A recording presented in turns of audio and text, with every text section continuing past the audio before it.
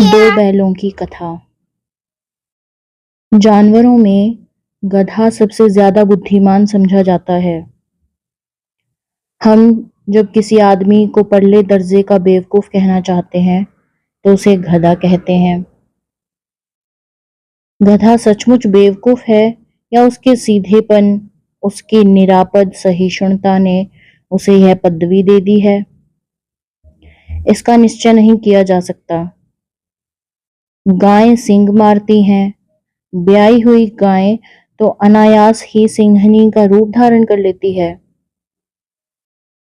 कुत्ता भी बहुत गरीब जानवर है, लेकिन कभी-कभी उसे भी क्रोध आ ही जाता है। किंतु गधे को कभी क्रोध करते नहीं सुना, ना ही देखा। जितना चाहो उस गरीब को मारो, चाहे जैसे खराब सड़ी हुई घास सामने डाल दो, उसके चेहरे पर कभी असंतोष की छाया भी नहीं दिखाई देगी। वैसाख में चाहे एक आध बार कुलेल कर लेता हो, पर हमने तो उसे कभी खुश होते नहीं देखा। उसके चेहरे पर एक स्थायी विषाद स्थायी रूप से छाया रहता है। सुख दुख, हानि लाभ, किसी भी दशा में उसे बदलते नहीं देखा। ऋषि मुनियों के जितने गुण हैं, वे सभी उसमें पराकाष्ठा को पहुंच गए हैं। पर आदमी उसे बेवकूफ कहता है। सद्गुणों का इतना अनादर कहीं नहीं देखा। कदाचित सीधापन संसार के लिए उपयुक्त नहीं है। देखिए ना, भारतवासियों की अफ्रीका में क्या दुर्दशा हो रही है। क्यों अमेरिका में उन्हें घुसने नहीं दिया जाता। बेचारे शराब नहीं पीते, 4 पैसे कुसमय के लिए बचा के रखते हैं, जी तोड़कर काम करते हैं, किसी से लड़ाई झगड़ा नहीं करते, 4 बातें सुनकर गम खा जाते हैं, फिर भी बदनाम हैं। कहा जाता है वे जीवन के आदर्श को नीचा करते हैं। अगर वे भी ईंट का जवाब पत्थर से देना सीख जाते तो शायद सभ्य कहलाने लगते। जापान की मिसाल सामने है। एक ही विजय ने उसे संसार की सभ्य जातियों में गण्य बना दिया। लेकिन गधे का एक छोटा भाई और भी है, जो उससे कुछ कम ही गधा है। वह है बैल। जिस अर्थ में हम गधा का प्रयोग करते हैं, कुछ उसी से मिलते जुलते अर्थ में बिछिया के ताऊ का भी प्रयोग करते हैं। कुछ लोग बैल को शायद बेवकूफों में सर्वश्रेष्ठ कहेंगे, मगर हमारा विचार ऐसा नहीं है। बैल कभी कभी मारता भी है, कभी कभी अड़ियल बैल भी देखने में आया है। और भी कई रीतियों से वह अपना संतोष प्रकट कर देता है।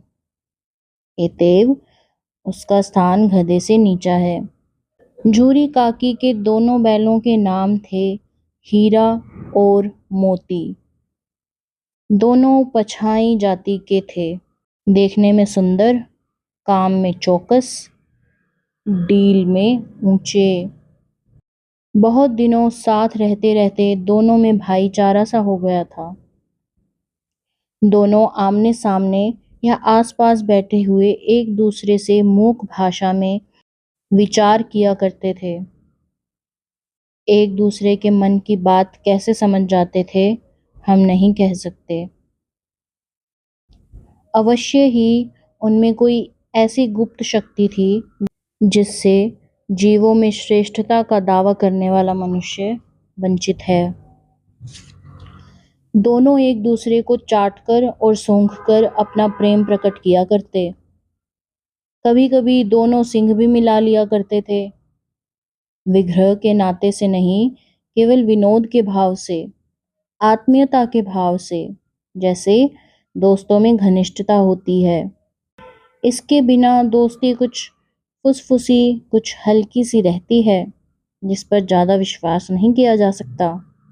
जिस वक्त ये दोनों बैल हल या गाड़ी में जोत दिए जाते और गर्दन हिला हिलाकर चलते, उस वक्त हर एक की यही चेष्टा होती कि ज्यादा से ज्यादा बोझ मेरी गर्दन पर ही रहे। दिन भर के बाद दोपहर या संध्या को दोनों खुलते और एक दूसरे को चाट चूट कर अपनी थकान मिटा लेते।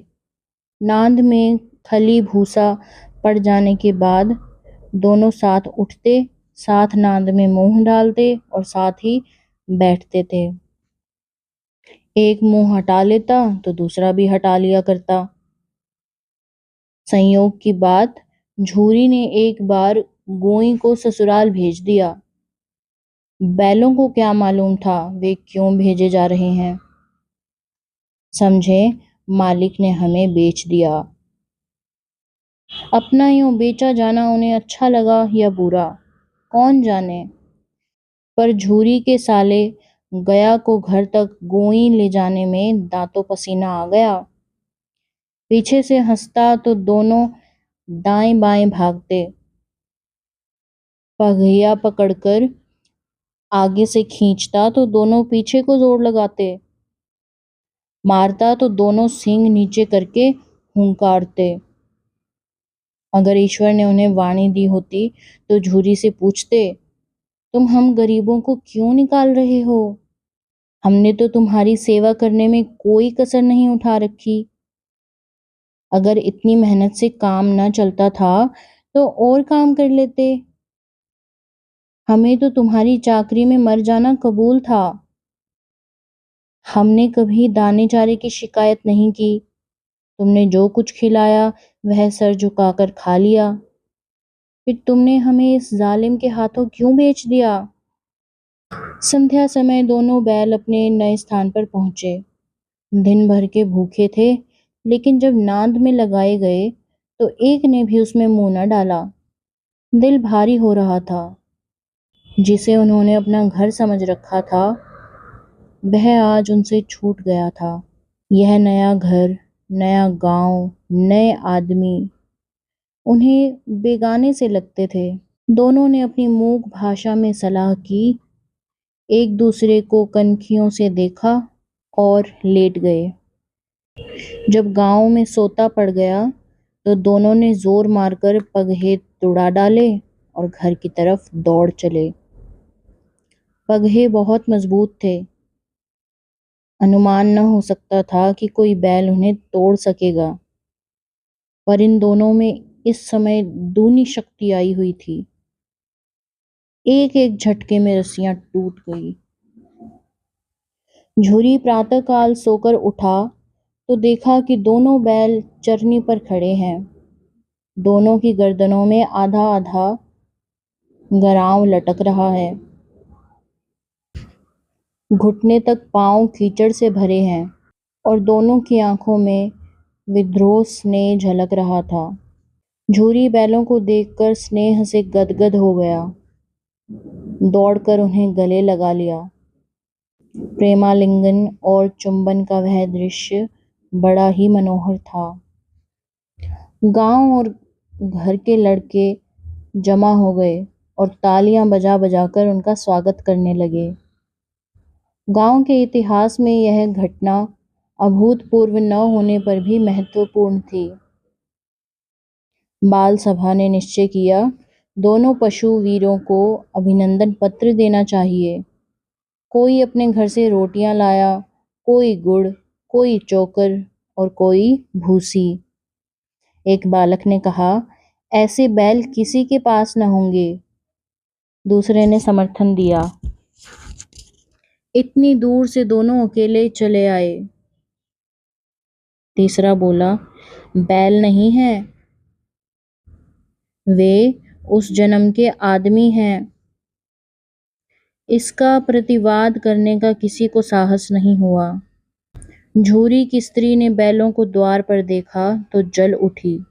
बोली, कैसे नमक हराम बैल हैं कि एक दिन वहां काम न किया और भाग खड़े हुए।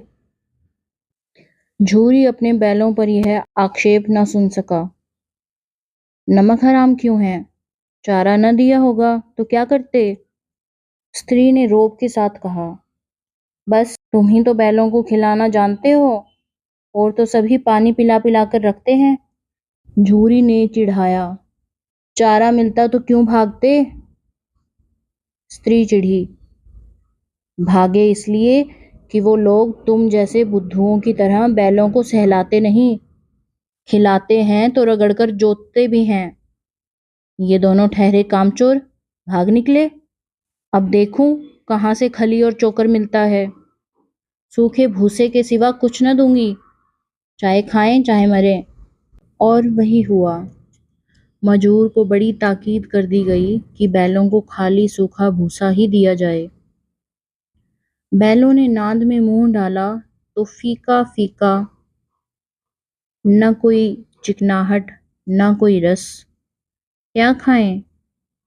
आशा भरी आंखों से द्वार की ओर ताकने लगे। झूरी ने मजूर से कहा, थोड़ी सी खली क्यों नहीं डाल देता बे? मालकिन मुझे मार डालेगी। चुरा कर डाला। ना दादा, पीछे से तुम भी उन्हीं की सी कहोगे। दूसरे दिन झूरी का साला फिर आया और बैलों को ले चला। अब की उसने दोनों को गाड़ी में जोता। 2-4 बार मोती ने गाड़ी को सड़क की खाई में गिराना चाहा, पर हीरा ने संभाल लिया। वह ज्यादा सहनशील था। संध्या समय घर पहुंचकर उसने दोनों को मोटी रस्सियों से बांधा और कल की शरारत का मजा चखाया। फिर वही सूखा भूसा डाल दिया। अपने दोनों बैलों को खली, चुनी, सब कुछ दी। दोनों बैलों का ऐसा अपमान कभी न हुआ था। झूरी इन्हें फूल की छड़ी से भी न छूता था। उसकी टिटकार पर दोनों उड़ने लगते थे। और यहाँ मार पड़ी। आहत सम्मान की व्यथा तो एक तरफ और उस पर मिला सूखा भूसा। नांद की तरफ आंखें तक न उठाई। दूसरे दिन गया ने बैलों को हल में जोता, पर इन दोनों ने जैसे पांव न उठाने की कसम खा ली थी। वह मारते मारते थक गया, पर दोनों ने पांव न उठाया। एक बार जब उस निर्दयी ने हीरा की नाक पर खूब डंडे जमाए तो मोती का गुस्सा काबू से बाहर हो गया। हल लेकर भागा। हल, रस्सी, जुआ, जोत सब टूट टाट कर बराबर हो गया। गले में बड़ी बड़ी रस्सियां ना होती तो दोनों पकड़ाई में ना आते। हीरा ने मूक भाषा में कहा, भागना व्यर्थ है। मोती ने उत्तर दिया, तुम्हारी तो इसने जान ही ले ली थी। अब की बड़ी मार पड़ी। पढ़ने दो, बैल का जन्म लिया है तो मार से कहाँ तक बचेंगे। गया 2 आदमियों के साथ दौड़ा आ रहा है, दोनों के हाथों में लाठियां हैं। मोती बोला, कहो तो दिखा दूं कुछ मजा मैं भी। लाठी लेकर आ रहा है। हीरा ने समझाया, नहीं भाई, खड़े हो जाओ। मुझे मारेगा तो मैं भी 1-2 को गिरा दूंगा। नहीं, हमारी जाति का यह धर्म नहीं है। मोती दिल में ऐंठ कर रह गया। गया आ पहुंचा और दोनों को पकड़कर ले चला। कुशल हुई कि उसने इस वक्त मारपीट न की, नहीं तो मोती भी पलट पड़ता। आज दोनों के सामने फिर वही सूखा भूसा लाया गया। दोनों चुपचाप खड़े रहे। घर के लोग भोजन करने लगे। उस वक्त एक छोटी सी लड़की 2 रोटियां लिए निकली और दोनों के मुंह में देकर चली गई। उस एक रोटी से इनकी भूख तो क्या शांत होती, पर दोनों के हृदय को मानो भोजन मिल गया। यहाँ भी किसी सज्जन का वास है। लड़की भैरव की थी। उनकी माँ मर चुकी थी। सौतेली माँ उसे मारती रहती थी, इसलिए इन बैलों से उसे एक प्रकार की आत्मीयता सी हो गई थी। दोनों दिन भर जोते जाते, डंडे खाते, अड़ते। शाम को थान पर बांध दिए जाते और रात को वही बालिका उन्हें 2 रोटियां खिला जाती। प्रेम के इस प्रसाद की यह बरकत थी कि 2-2 गला सूखा भूसा खाकर भी दोनों दुर्बल न होते थे। मगर दोनों की आंखों में रोम रोम में विद्रोह भरा हुआ था। एक दिन मोती ने मूक भाषा में कहा, अब तो नहीं सहा जाता हीरा। क्या करना चाहते हो? एक आध को सींगों पर उड़ाकर फेंक दूं? लेकिन जानते हो, वह प्यारी लड़की जो हमें रोटियां खिलाती है, उसी की लड़की है जो इस घर का मालिक है। यह बेचारी अनाथ ना हो जाएगी? तो मालकिन को ना फेंक दूं? वही तो उस लड़की को मारती है। लेकिन औरत जात पर सिंग चलाना मना है, यह भूले जाते हो? तुम तो किसी तरह से निकलने ही नहीं देते। बताओ, आज रस्सी तुड़ाकर भाग चलें? हाँ, यह मैं स्वीकार करता, लेकिन इतनी मोटी रस्सी टूटेगी कैसे? इसका एक उपाय है। पहले रस्सी को थोड़ा सा चबा लो, फिर एक झटके में टूट जाती है। रात को जब बालिका रोटियां लेकर चली गई, दोनों रस्सियां चबाने लगे, पर मोटी रस्सी मुंह में न आती थी। बेचारे बार बार जोर लगाकर रह जाते थे। सहसा घर का द्वार खुला और वही लड़की निकली। दोनों सिर झुकाकर उसका हाथ चाटने लगे। दोनों की पूंछें खड़ी हो गईं। उसने उनके माथे सहलाए और बोली, खोले देती हूँ, चुपके से भाग जाओ, नहीं तो यहाँ लोग मार डालेंगे। आज घर में सलाह हो रही थी कि इनके नाकों में नथ डाल दी जाए। उसने गराव खोल दिया, पर दोनों चुपचाप खड़े रहे। मोती ने अपनी भाषा में पूछा, अब चलते क्यों नहीं? हीरा ने कहा, चलें तो, लेकिन इस अनाथ पर आफत आएगी। सब इसी पर संदेह करेंगे। सहसा बालिका चिल्लाई, दोनों फूफा वाले बैल भागे जा रहे हैं। ओ दादा, दादा, दोनों फूफा वाले बैल भागे जा रहे हैं। ओ दादा, दादा, दोनों बैल भागे जा रहे हैं, जल्दी दौड़ो। गया हड़बड़ाकर भीतर से निकला और बैलों को पकड़ने चला। वे दोनों भागे। गया ने शोर मचाया, फिर गांव के कुछ आदमियों को भी साथ लेने के लिए लौटा। दोनों मित्रों को भागने का मौका मिल गया। सीधे दौड़ते चले गए, यहाँ तक कि मार्ग का ज्ञान न रहा। जिस परिचित मार्ग से आए थे, उसका यहाँ पता न था। नए नए गांव मिलने लगे। तब दोनों एक खेत के किनारे खड़े होकर सोचने लगे, अब क्या करना चाहिए? हीरा ने कहा, मालूम होता है राह भूल गए। तुम भी बेतहाशा भागे, वहीं उसे मार गिराना था। उसे मार गिराते तो दुनिया क्या कहती? वह अपना धर्म छोड़ दे, लेकिन हम क्यों अपना धर्म छोड़ें? दोनों भूख से व्याकुल हो रहे थे। खेत में मटर खड़ी थी, चरने लगे। रह रहकर आहट ले लेते थे, कोई आता तो नहीं है। जब पेट भर गया, दोनों ने आजादी का अनुभव किया तो मस्त होकर उछलने कूदने लगे। पहले दोनों ने ढकार ली, फिर सिंग मिलाए और एक दूसरे को ठेलने लगे। मोती ने हीरा को कई कदम पीछे हटा दिया, यहाँ तक कि वह खाई में गिरा दिया। तब उसे भी क्रोध आया, संभल कर उठा और फिर मोती से भिड़ गया। मोती ने देखा खेल में झगड़ा हुआ चाहता है, तो किनारे हट गया। अरे, यह क्या? कोई सांड डोंकता चला आ रहा है। हाँ, सांड ही है। वह सामने आ पहुंचा। दोनों मित्र बल बगलें झांक रहे हैं। सांड पूरा हाथी है। उससे भिड़ना जान से हाथ धोना है, लेकिन न भिड़ने पर भी जान बचती नजर नहीं आ रही। इन्हीं की तरफ आ भी रहा है। कितनी भयंकर सूरत है। मोती ने मूक भाषा में कहा, बुरे फंसे। जान बचेगी। कोई उपाय सोचो। हीरा ने चिंतित स्वर में कहा। अपने घमंड में भूला हुआ है, आरज़ू हिंती नहीं सुनेगा। भाग क्यों ना चले? भागना कायरता है। तो फिर यहीं मरे?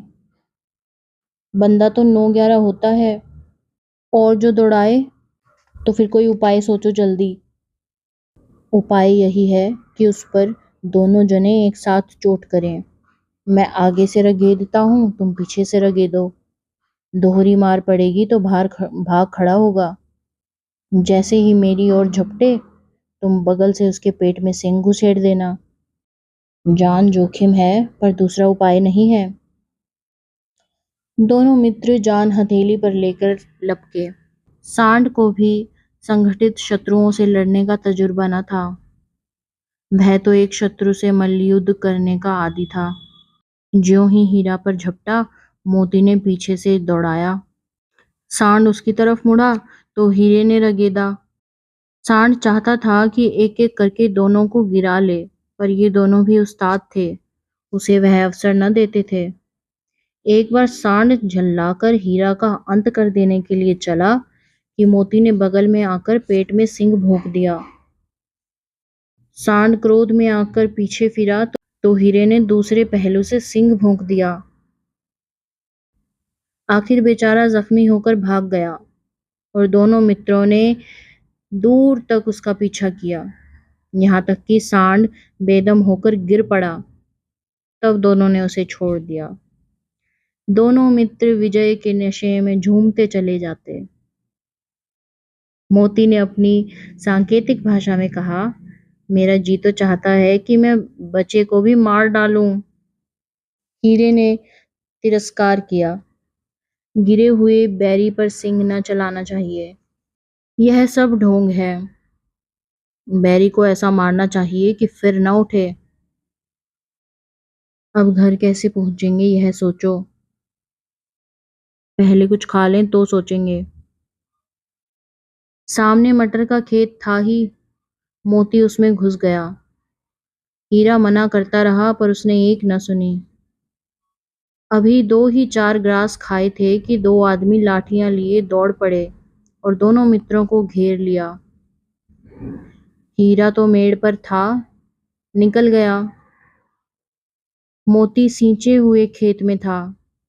उसके खुर कीचड़ में धंसने लगे, भाग न सका, पकड़ लिया गया।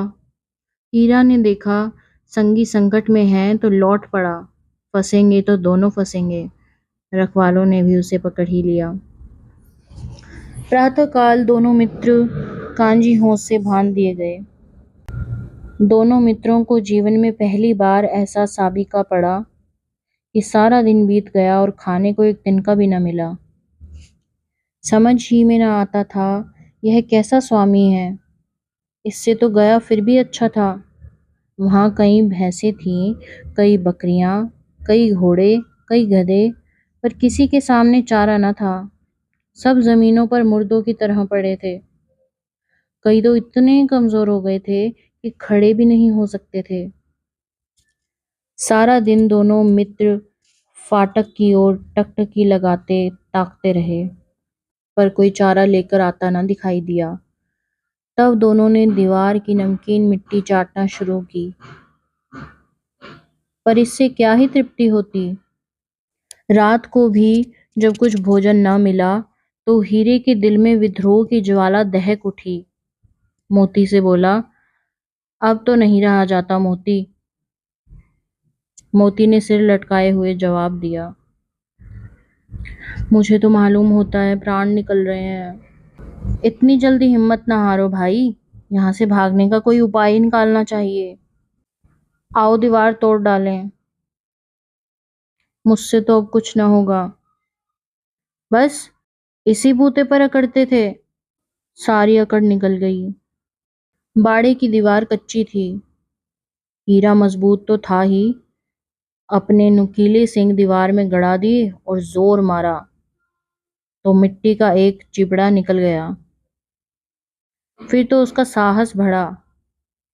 इसने दौड़ दाड़ कर दीवार पर चोटें की और हर चोट में थोड़ी थोड़ी मिट्टी गिराने लगा। उसी समय कांजी होस का चौकीदार लालटेन लेकर जानवरों की हाजिरी लेने आ निकला। हीरा का उजड़पन देखकर उसने उसे कई डंडे रसीद किए और मोटी सी रस्सी से बांध दिया। मोती ने पड़े पड़े कहा, आखिर मार खाई, क्या मिला? अपने बूते भर जोर तो मार दिया। ऐसा जोर मारना किस काम का कि और बंधन में पड़ जाएं। जोर तो मारता ही जाऊंगा, चाहे कितना ही बंधन पड़ते जाएं। जान से हाथ धोना पड़ेगा। कुछ परवाह नहीं, यूं भी तो मरना ही है। सोचो दीवार खुद जाती तो कितनी जानें बच जाती। कितने भाई बंद हैं यहाँ, किसी के देह में जान नहीं है। 2-4 दिन और यही हाल रहा तो सब मर जाएंगे। हाँ, यह बात तो है। अच्छा, तो ला, फिर मैं भी जोर लगाता हूँ। मोती ने भी दीवार में उसी जगह सिंग मारा। थोड़ी सी मिट्टी गिरी और हिम्मत बढ़ी। फिर तो वह दीवार में सिंग लगाकर इस तरह जोर लगाने लगा मानो किसी प्रतिद्वंदी से लड़ रहा है। आखिर कोई 2 घंटे की जोर आजमाइश के बाद दीवार ऊपर से लगभग 1 हाथ गिर ही गई। उसने दूनी शक्ति से दूसरा धक्का मारा तो आधी दीवार गिर पड़ी। दीवार का गिरना था कि अधमरे से पड़े हुए सभी जानवर चेत उठे। तीनों घोड़ियां सरपट भाग निकलीं। फिर बकरियां निकली। इसके बाद भैंसें भी खिसक गईं। पर गधे अभी तक ज्यों के त्यों खड़े रहे। हीरा ने पूछा, तुम दोनों क्यों नहीं भाग जाते? एक गधे ने कहा, जो कहीं फिर पकड़ लिए जाएं तो क्या हर्ज है, अभी तो भागने का अवसर है। हमें तो डर लगता है, हम यहीं पड़े रहेंगे। आधी रात से ऊपर जा चुकी थी। दोनों गधे अभी तक खड़े सोच रहे थे कि भागें या ना भागें। और मोती, वो अपने मित्र की रस्सी तोड़ने में लगा हुआ था। जब वह हार गया तो हीरा ने कहा, तुम भाग जाओ, मुझे यहीं पड़े रहने दो। शायद कभी कहीं भेंट हो जाए। मोती ने आंखों में आंसू लाकर कहा, तुम मुझे इतना स्वार्थी समझते हो हीरा? हम और तुम इतने दिनों से एक साथ थे। आज तुम विपत्ति में पड़ गए तो मैं तुम्हें छोड़कर चला जाऊं, अलग हो जाऊं तुमसे? हीरा ने कहा, बहुत मार पड़ेगी, लोग समझ जाएंगे यह तुम्हारी शरारत है। मोती गर्व से बोला, जिस अपराध के लिए तुम्हारे गले में बंधन पड़ा, उसके लिए अगर मुझे मार भी पड़े तो क्या चिंता। इतना तो हो ही गया कि 9-10 प्राणियों की जान बच गई। वे सब तो आशीर्वाद देंगे। यह कहते हुए मोती ने दोनों गधों को सींगों से मार मार कर बाहर निकाल दिया और तब अपने बंधु के पास आकर सो गया। भोर होते ही मुंशी और चौकीदार तथा अन्य सभी कर्मचारियों में कैसी खलबल मची, इसके लिखने की जरूरत नहीं। बस इतना ही काफी है कि मोती की खूब मरम्मत हुई और उसे भी मोटी रस्सी से बांध दिया गया। 1 सप्ताह तक दोनों मित्र वहां बंधे पड़े रहे। किसी ने चारे का एक तृण भी न डाला। हाँ, एक बार पानी दिखा दिया जाता था, यही उनका आधार था। दोनों इतने दुर्बल हो गए थे कि उठा तक न जाता था। ठठरियां निकल आई थीं। एक दिन बाड़े के सामने डुग्गी बजने लगी और दोपहर होते होते वहां 50-60 आदमी जमा हो गए। तब दोनों मित्र निकल गए और देखभाल होने लगी। लोग आ आकर उनकी सूरत देखते और मन फीका करके चले जाते। ऐसे मृत बैलों का खरीदार कौन होता? सहसा एक धड़ियल आदमी जिसकी आंखें लाल थी और मुर्दा अत्यंत कठोर आया और दोनों मित्रों के कूल्हों में उंगली गोदकर मुंशी जी से बातें करने लगा। उसका चेहरा देखकर अंतर्ज्ञान से दोनों मित्रों के दिल कांप उठे। वह कौन है और उन्हें क्यों टटोल रहा है, इस विषय में उन्हें कोई संदेह न हुआ। दोनों ने एक दूसरे को भीत नेत्रों से देखा और सिर झुका लिया। हीरा ने कहा, गया के घर से नहा के भागे, अब जान न बचेगी। मोती ने अश्रद्धा के भाव से उत्तर दिया, कहते हैं भगवान सबके ऊपर दया करते हैं, उन्हें हमारे ऊपर क्यों नहीं दया आती? भगवान के लिए हमारा मरना जीना बराबर है। चलो अच्छा ही है, कुछ दिन उसके पास तो रहेंगे। एक बार भगवान ने उस लड़की के रूप में हमें बचाया था, क्या अब नहीं बचाएंगे? यह आदमी छुरी चलाएगा, देख लेना। तो क्या चिंता है? मांस, खाल, सींग, हड्डी सब किसी न किसी काम आ जाएंगे। नीलाम हो जाने के बाद दोनों मित्र उस धड़ियल के साथ चले। दोनों की बोटी बोटी कांप रही थी। बेचारे पांव तक न उठा सकते थे, पर भय के मारे गिरते पड़ते भागे जाते थे, क्योंकि वह जरा भी चाल धीमी होने पर जोर का डंडा जमा देते थे। राह में गाय बैलों का एक रेवड़ हरे हरे हार में चरता नजर आया। सभी जानवर प्रसन्न थे, चिकने चपल। कोई उछलता था, कोई आनंद से बैठा पागुर करता था। कितना सुखी जीवन था इनका, पर कितने स्वार्थी हैं सब। किसी को चिंता नहीं कि उनके दो भाई बदिख के हाथ पड़े कैसे दुखी हैं। सहसा दोनों को ऐसा मालूम हुआ कि यह परिचित राह है।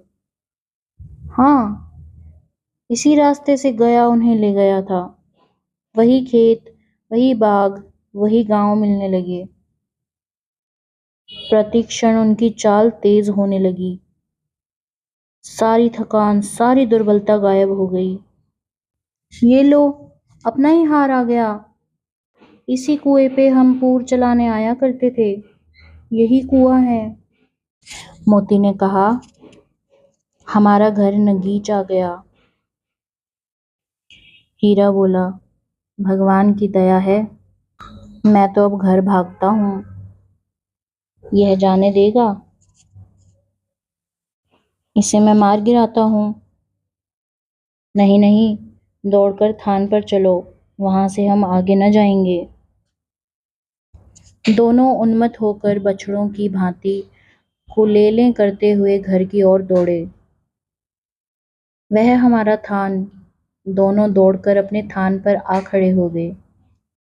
धड़ियल भी पीछे पीछे दौड़ता चला आता गया।